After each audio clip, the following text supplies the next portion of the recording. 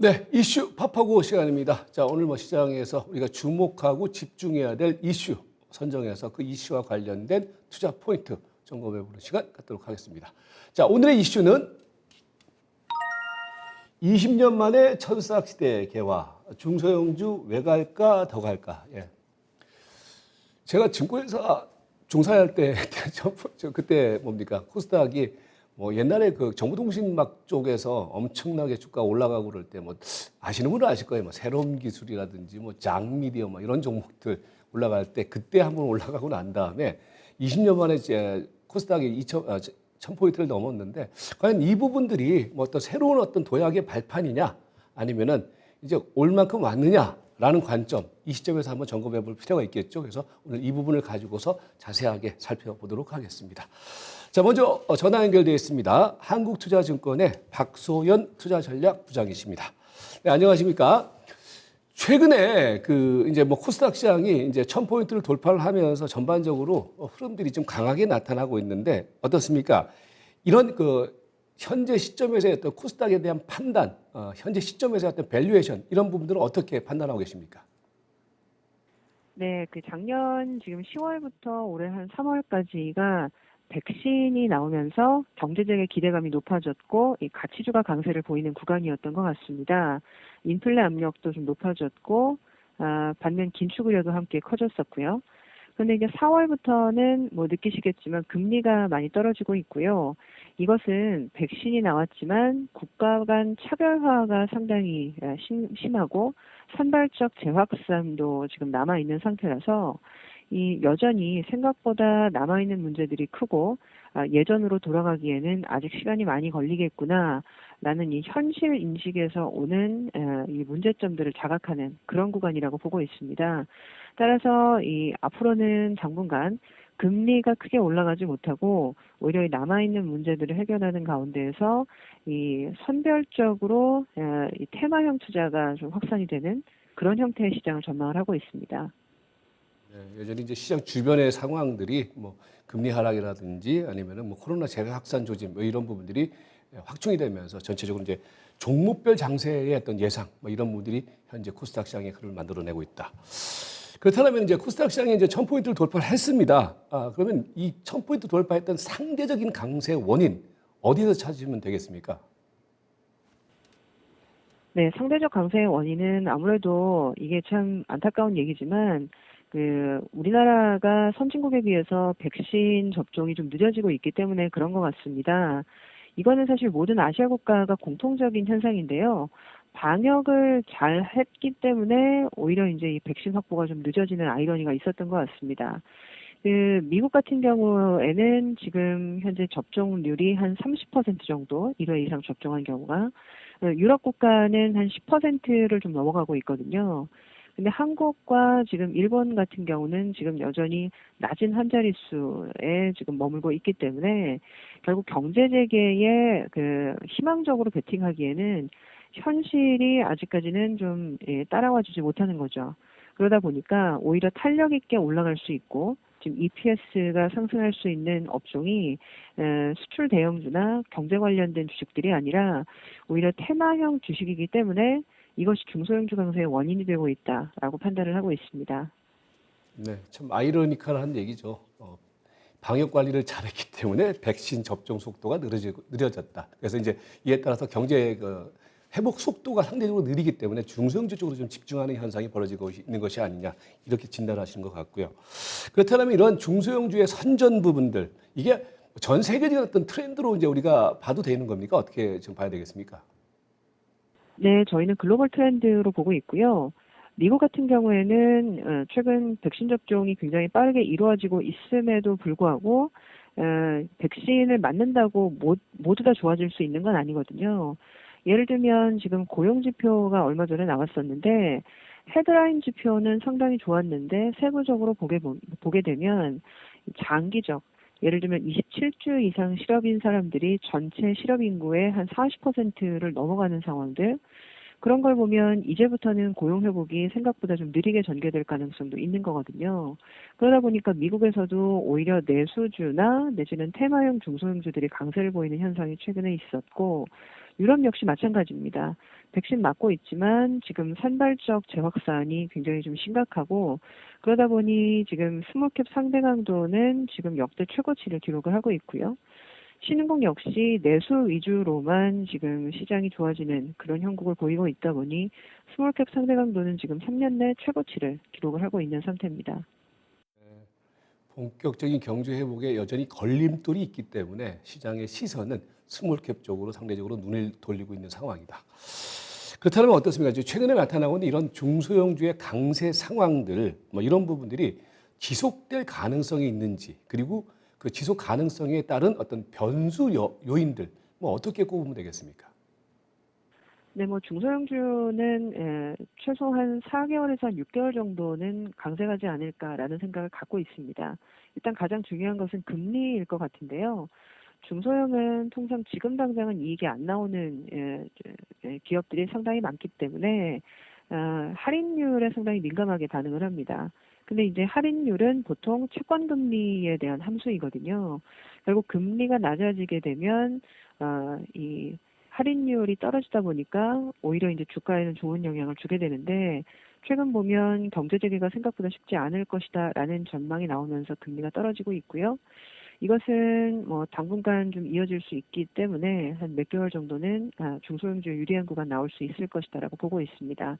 다만 연말 가면 아마도 백신 확보가 좀 더 빨라지고 접종도 빨라지는 그런 국면이 나올 거기 때문에 그때 가면 조금 더 장세깔이 바뀔 수 있지 않나 생각을 하고 있습니다. 네. 하반기로 갈수록 장세깔이 바뀔 것이다 라는 얘기는 중소형주 쪽에서 대형주의 흐름으로 약간 이동될 가능성을 염두에 두신 얘기 같고요. 그렇다면 뭐 현재 시점에서 이러한 그 코스닥 시장 중심에, 그리고 중소형주 중심의 투자 포인트 구체적으로 어떻게 가져가야 되겠습니까? 최근 미국에서 지금 가장 크게 이슈화가 되고 있는 것이 목요일 저녁에 상장되는 이 코인베이스입니다. 최근 크립토 주가들이 굉장히 좀 많이 올라가고 있고 코인 가격이 많이 올라가면서 이게 규제가 강화될 것이다라는 우려가 있는 반면 오히려 이 암호화폐 그리고 이제 이 관련된 생태계를 좀 육성하려는 노력들이 있다 보니 오히려 코인베이스 같은 생태계를 구성하는 기업들에게는 오히려 프리미엄을 줘야 되는 게 아닌가라는 얘기들이 상당히 좀 많은 편이고요. 따라서 저희는 최근에 이제 이 크립토 분석 자료도 내고 했었는데 이런 테마형 주식들 뭐 관심 있게 트레이딩 하시면 좋을 것 같다라고 보고 있고요. 또 미국 같은 경우에는 이 주택 관련 테마가 굉장히 좋은 상황입니다. 우리나라랑은 달리 최근 코로나 이전까지 미국은 한 2, 3년 정도 주택 가격이 약간 횡보를 했었거든요. 최근에 코로나 이후에 주택 경기가 드라마틱하게 살아나면서 건자재 그리고 이제 주택 공급 업체들 그리고 인프라 업체들까지 주가가 덩달아 다 오르고 있기 때문에 관련된 테마들 관심 있게 보시면 좋을 것 같습니다. 네, 잘 알겠습니다. 고맙습니다. 자, 한국투자증권의 박소연 투자전략부장이었습니다. 자, 요 내용을 가지고 주변의 어떤 상황들도 한번 꼼꼼하게 체킹을 해보도록 하겠습니다. 자, 우리 김승현 캐스터 나와 계십니다. 그렇다면 이제 우리가 전체적으로 이제 1000포인트를 넘었는데, 네. 그렇다면 우리가 이제 하나로 딱 볼 수 있는 것 중에 하나가 코스닥의 레버리지. 과연 이게 투자 수익률은 코스닥 1000포인트 넘었으니까 되게 높게 나온 것으로 예상을 하는데 어떻습니까? 그래서 저도 봤는데 레버리지 투자 수익 많이 났겠다. 지금 천싹 시대가 됐기 때문에 하고 열어봤는데 그렇지가 보니까 않았습니다. 네, 코스닥 레버리지 ETF의 수익률은 기대에 크게 못 미치고 있었는데요. 코스닥 지수가 연초 이후에 4.8%가량 올랐습니다. 어제자 기준으로 해서 말씀을 드리는 거고요. 코스닥 레버리지 ETF들은 오히려 마이너스의 수익률을 지금 기록을 하고 있습니다. 이번 달에 코덱스 코스닥 150 레버리지 ETF 봤더니 9.5% 수익이 났고요. KB스탁 코스닥 150 선물 레버리지도 한 9.8% 정도 수익이 나긴 했습니다. 하지만 같은 기간에 코스닥 지수 상승률에 비해서 높긴 하긴 한데 2배를 아마 기대하셨던 투자자들의 눈높이에는 미치지가 못한 좀 결과라고 할 수가 있겠고요. 연초 이후부터 수익률을 보면 이게 더 뚜렷합니다. 대조적인데요. 코덱스 코스닥 150 레버리지 ETF가 마이너스 수익이 났습니다. 7.4% 정도 손실이 나면서 오히려 뒷걸음질을 치고 있는 있는데요. 아마 고점대에 진입한 투자자들의 소갈이로 굉장히 깊지 않을까라는 또 우려도 함께 좀 나오고 있는 그런 수익률 지표였습니다. 네. 이게 이제 또 사실 들여다보면은 지수의 어떤 왜곡 현상, 뭐 이거 기인한 바가 있을 것 같은데 이게 투자 수익률이 높지 않은 이유, 뭐 어디에 있는 겁니까? 아마 이렇게 개별의 종목을 대응하시는 분들도 어떤 종목을 지금 가지고 있느냐에 따라서 선수닥을 실감하실 수도 있을 것 같고 전혀 실감하지 못하시는 분들도 굉장히 많으실 것 같은데 어쨌든 레버리지가 수익이 많이 안 나왔다. 그 이유를 살펴보면 너무나 명확합니다. 코스닥 지수와 레버리지 ETF의 수익률 간의 격차가 왜 클까? 그거는 우선 지수 구성의 차이에서 볼 수가 있겠는데요. 코스닥 150 지수는 시가총액 상위 150개 기업으로 지수가 구성이 됩니다. 그런데 여기에 바이오 기업들이 워낙에 몸집이 크다 보니까 헬스케어 비중이 높다라는 데 문제가 있겠는데요. 최근에 코스닥 강세에는 뭐 소재라던가 부품, 장비 이런 기업들의 약진에 힘 입은 바가 크기 때문에 그러니까 IT 쪽이 좋았던 거죠. 상대적으로 바이오주들은 부진했습니다. 코스닥 지수는 올해 들어서 4.7% 앞서 말씀드렸다시피 올랐긴 했는데 코스닥 150 지수의 수익률이 굉장히 낮더라고요. 2.7%밖에는 되지가 않았습니다. 또한 레버리지 ETF의 상품의 어떤 특성도 지금 수익률의 격차가 큰 원인이라고 볼 수가 있겠는데요. 레버리지 ETF는 추종 지수의 하루 변동폭의 2배 수익을 냅니다. 그러니까 폭을 보셔야 되는 건데요. 일정 기간 동안의 지수가 만약에 10%가 오르더라도 그 기간의 등락폭이 만약에 컸다면 레버리지 ETF의 수익률은 10%는 크게 못 미칠 수가 있는 겁니다. 그러다 보니까 생각보다 수익이 많이 잡히지 않았다라는 결론으로 이어지게 되어 있죠. 네. 네. 그러니까 사실 코스닥 지수는 1000포인트 올라갔지만은 코스닥에 있는 제약 바이오 종목들은 아직까지 밑에 있는 종목들이 많거든요. 뭐 거기서 또 이유를 찾을 수 있을 것 같고. 그렇다면 현재 구간을 과열 구간이라 아니면은 추가적인 상승이 가능한 구간이다. 1000포인트 자리에서 어떻게 지금 증권사들은 판단을 하고 있습니까? 이것도 또 이번에 제가 답변을 드렸던 것과 좀 연장이 될 것 같은데 앵커님 말씀하신 대로 바이오가 올라야지만 정말 체감을 더 하실 것 같아서 저희가 참고로 내일 이슈 팝파고주 제가 또 제약 바이오가 정말 갈 수 있을까 이걸로 준비를 해봤는데요. 일단은 과열 구간이냐 아니면 더 올라갈 수 있느냐 여기에 대한 증권가의 판단은 조금 엇갈립니다. 한쪽으로만 지금 방향이 나오지는 않고 있는 상황인데요.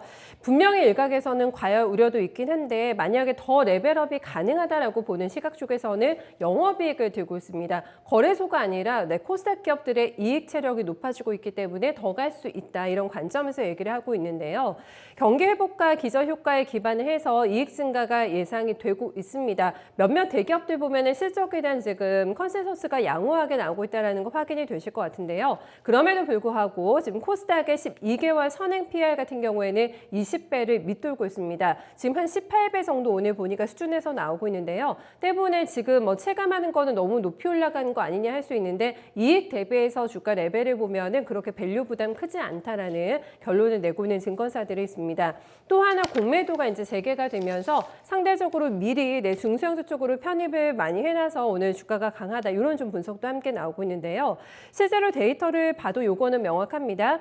거래소 전체 공매도 금액 중에서 코스피 200 구성 종목의 공매도 비중이 많습니다. 60% 수준인 반면에 코스닥 전체 공매도 중에서 코스닥 150 구성 종목의 비중은 30%에 불과한데요. 상대적으로 공매도가 다시 재개가 되면 아무래도 대형주보다는 좀 거래소보다는 중소형주가 피해를 덜 볼 거라는 이런 인식도 확산이 되면서 매수세가 들어오고 있다고 할 수가 있겠습니다.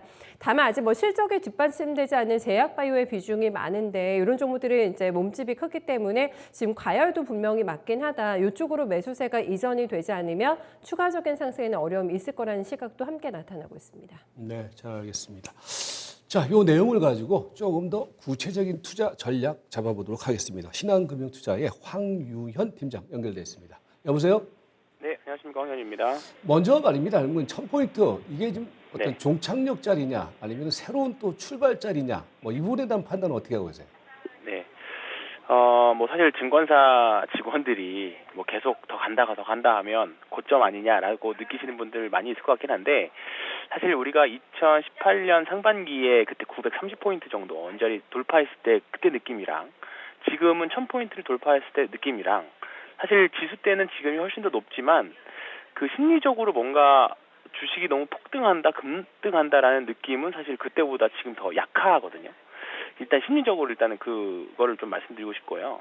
그래서 저는 지금보다 추가 상승 충분히 더 가능하다라고 말씀드리고 싶고, 그리고 앞서 말씀해 주셨지만 밸류에이션에 대한 매력들이 지금은 충분히 있을 수 있고, 그다음에 유동성의 혜택을 사실 작년에 대형주 위주로 많이 받기 때문에 지금 구간 자체가 2017년, 18년, 2017년 대형주, 2018년은 중소형주장이었다라고 하면 2020년 대형주, 2021년 중소형주장, 그때랑도 금리가 흘러가는 분위기라던가 전체적인 수급 분위기라던가 여러 가지 것들이 그때랑 매우 유사하거든요. 그때도 경기 민감주들이 좀 살아나고, 그때는 작년 2017년대는 하이닉스와 삼성전자, 그리고 그 2018년도에는 코스닥 제약바이오였는데, 지금은 어떤 섹터가 더 대장주가 될지는 계속 좀 앞서가니 뒤서가니 하고 있지만, 지금부터는 코스닥 시장이 조금 더 상대적인 수익률에서는 충분히 더 가능하다. 그리고 일단은 코스피 시장이 주가가 사실 떨어지면 코스닥 시장도 같이 뭐 떨어지는 경향들이 있기는 한데, 일단은 코스피 시장이 최소한